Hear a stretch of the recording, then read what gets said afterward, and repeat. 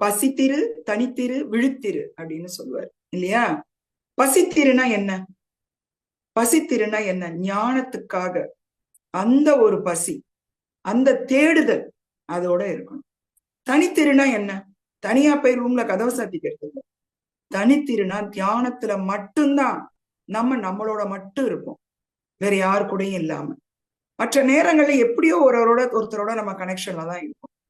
அந்த தனித்திரு நமக்குள்ள இருந்தா விழித்திரு, எப்பவுமே ஒரு விழிப்புணர்வு இருக்கும். அந்த விழிப்புணர்வை தான் நம்ம புரிஞ்சிக்க முடியும். அன்புனா என்ன? வெறும் வார்த்தை அல்ல அது, அது வார்த்தைகளுக்கு அப்பாற்பட்டது. உண்மையான பிரபஞ்ச அன்பை புரிஞ்சுக்கணும்னா, அதாவது பிரபஞ்சத்தோட ஃப்ரீக்வன்சி அலைன்மெண்ட், எனக்கு அடிக்கடி அது தோணும். நம்ம எப்ப பிரபஞ்சத்தோட ஃப்ரீக்வன்சி அலைன்மெண்ட்ல போய் சேருவோம் அப்படின்னா, பிரபஞ்ச நிலைக்கு நம்ம உயர்ந்தாதான் முடியும்.